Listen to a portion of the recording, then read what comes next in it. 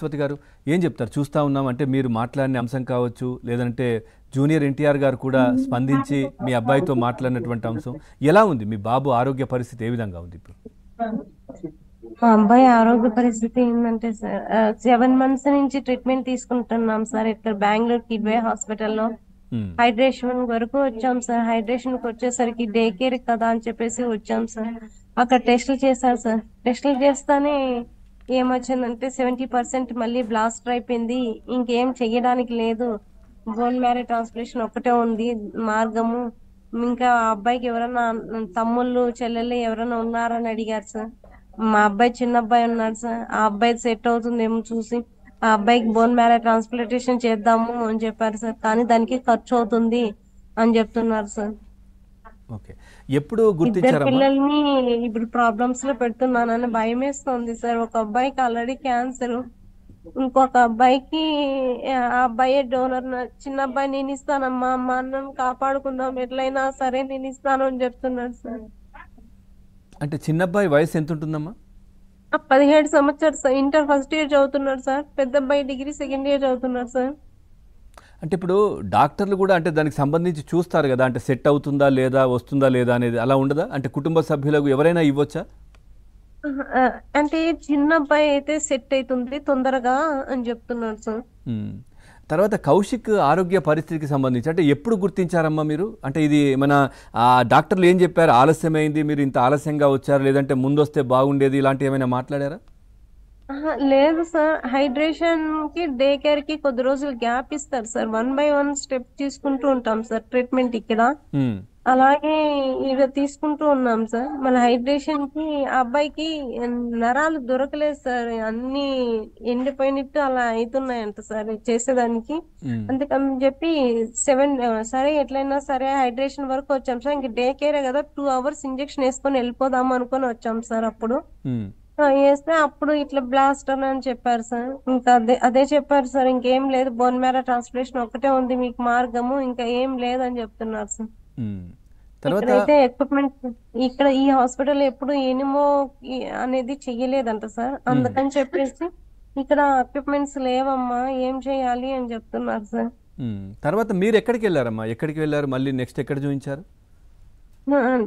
First తిరుపతిలో అంతా చూపించిన తర్వాతే తిరుపతిలో ప్రైవేట్ హాస్పిటల్, గవర్నమెంట్ హాస్పిటల్, రోయ్ హాస్పిటల్, సిమ్స్ అన్ని చూపించిన తర్వాతే ఇక్కడికి వచ్చాం సార్. ఉమ్, ఇక్కడికి వచ్చిన తర్వాత ఒక 7 నెలల నుంచి February 21 నుంచి ఇక్కడే ఉన్నాం సార్.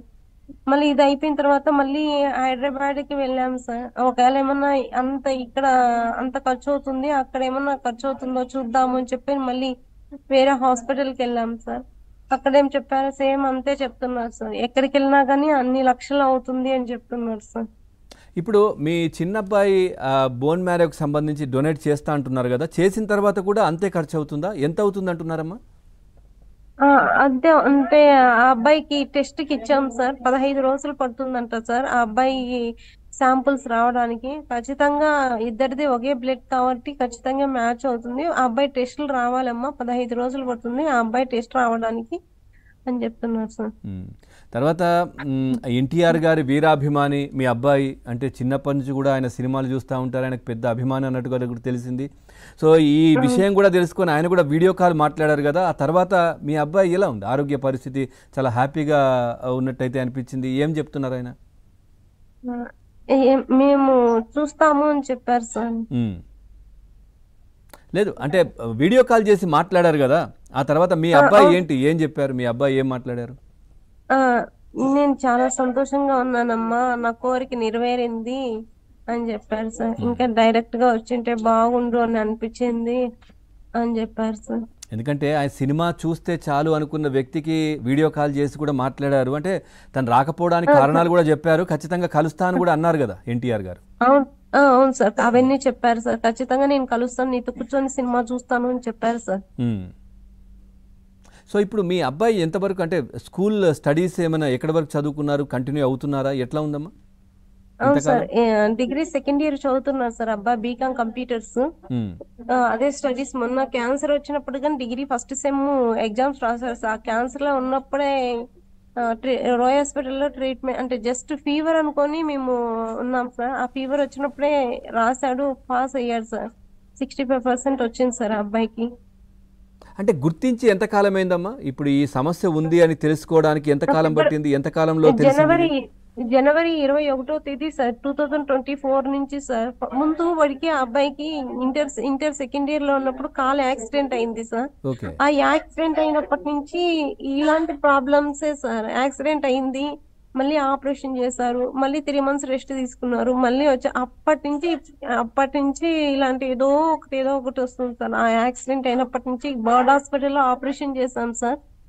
ఆపరేషన్ చేసినప్పటి నుంచి ఏదో ఒక ప్రాబ్లం వస్తూనే ఉంది సార్ ఆ అబ్బాయికి. అంటే మీరు ఆలస్యంగా గుర్తించారమ్మా?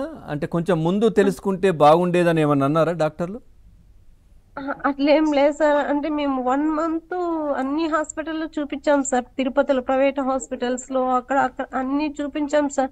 ఆయుర్వేదిక్ చూసాము, ఈ జ్వరం తగ్గుతుందేమో అన్ని టెస్టులు చేపించాం సార్. అన్ని టెస్టుల్లో నెగిటివ్ అని వచ్చింది సార్. మళ్ళీ ఆయుర్వేదిక్ గానీ వెళ్ళాం సార్.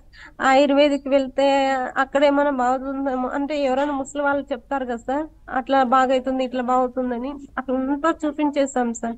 మళ్ళీ లాస్ట్ కి రోయ్ హాస్పిటల్కి వెళ్తే మాకు డౌట్ గా ఉంది, మీరు అక్కడ ఎక్కడికన్నా వెళ్ళండి, వేలూరు సిమ్స్ గానీ ఎక్కడికైనా వెళ్ళండి అని చెప్పారు.